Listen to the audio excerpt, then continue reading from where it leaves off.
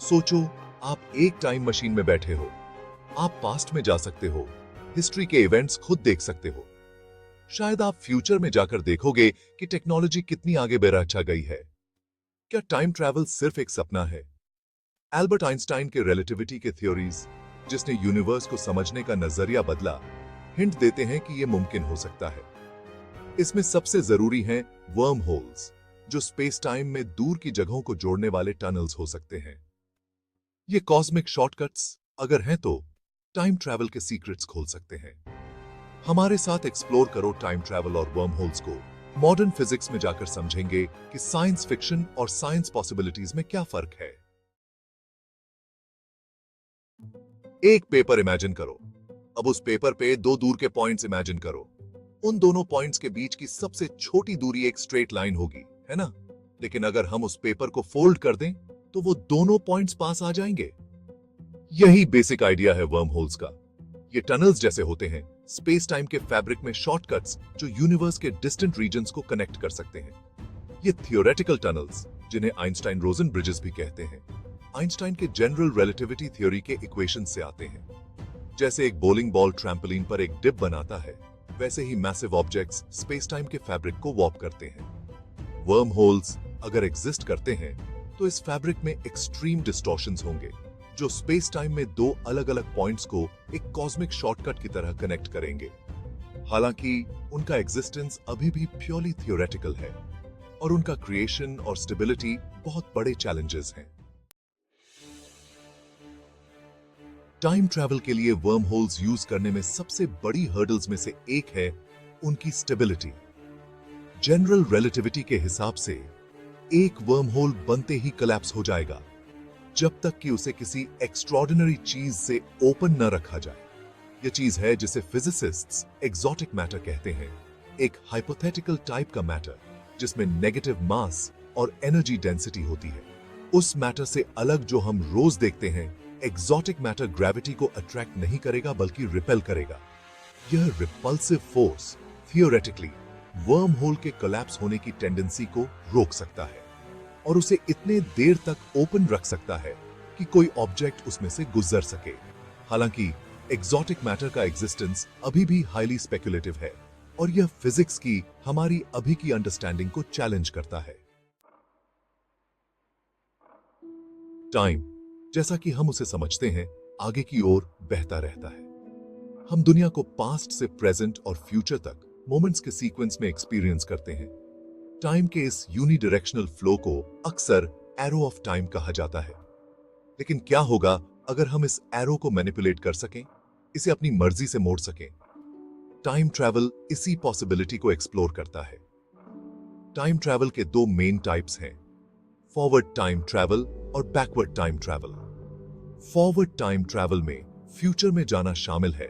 यह एक real phenomenon है जिसकी प्रिडिक्शन आइंस्टाइन के स्पेशल रिलेटिविटी के थ्योरी ने की थी।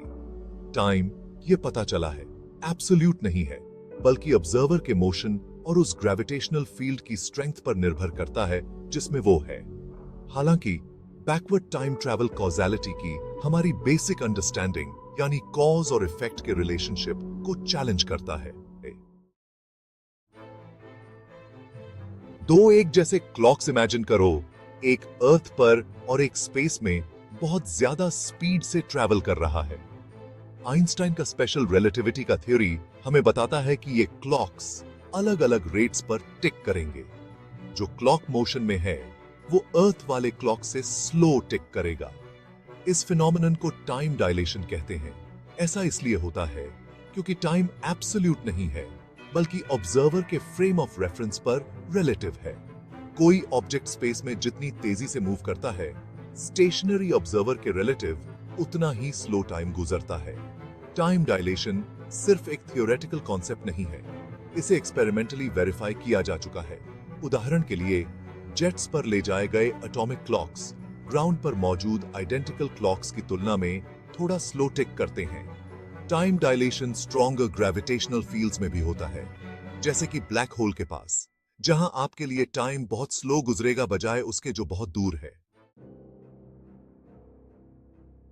जहां फॉरवर्ड टाइम ट्रैवल एक प्रूवन फिनोमिनन है, वहीं backward time travel intense debate और स्पेकुलेशन का टॉपिक बना हुआ है। ये कई पैराडॉक्सेस प्रेजेंट करता है और कॉज़ैलिटी की हमारी अंडरस्टैंडिंग को चैलेंज करता है। बैकवर्ड टाइम ट्रैवल की एक दिलचस्प पॉसिबिलिटी में क्लोज टाइम लाइक कर्व्स या सीटीसीज शामिल हैं। सीटीसीज स्पेस टाइम के थियोरेटिकल पाथ्स हैं जो लूप बनाकर वापस खुद पर आते हैं, जिससे कोई ऑब्जेक्ट टाइम में वापस ट्रैवल कर सकता है और पोटेंशियली अपने पास्ट सेल्फ से इंटरैक्ट कर सकता है।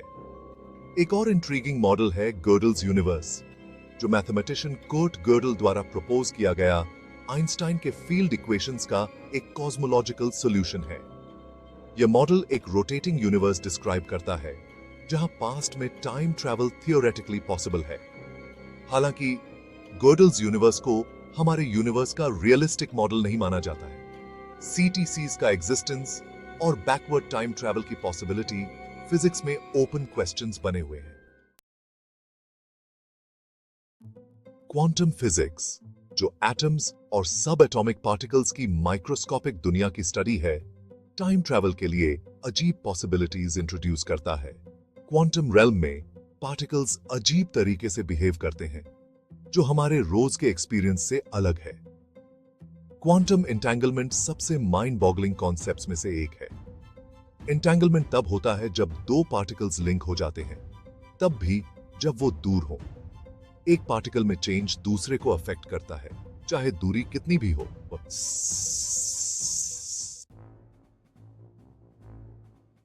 हालांकि जनरल रिलेटिविटी और क्वांटम मैकेनिक्स के थ्योरीज टाइम ट्रैवल की पॉसिबिलिटी की झलक दिखाते हैं, फिर भी बहुत बड़े चैलेंजेस हैं।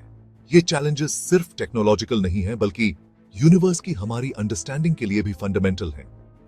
सबसे बड़ी हर्डल्स में से एक है वर्म होल क्रिएट और मेंटेन करने के लिए या स्पेस टाइम को उस हद तक मैनिपुलेट करने के लिए जरूरी एनर्जी की अमाउंट जो टाइम ट्रैवल अलाउ कर सके। इसमें शामिल एनर्जी स्केल्स उससे कहीं ज्यादा हैं जितना हम करंटली जनरेट या हार्नेस कर सकते हैं। एक और चैलेंज है वर्म होल्स और स्पेस टाइम के दूसरे हाइपोथेटिकल स्ट्रक्चर्स की स्टेबिलिटी जो टाइम ट्रैवल इनेबल कर सकते हैं। आखिर में बैकवर्ड टाइम ट्रैवल से जुड़े पैराडॉक्सेस जैसे कि ग्रैंडफादर पैराडॉक्स, कॉज़ैलिटी और टाइम की नेचर के बारे में फंडामेंटल क्वेश्चंस खड़े करते हैं।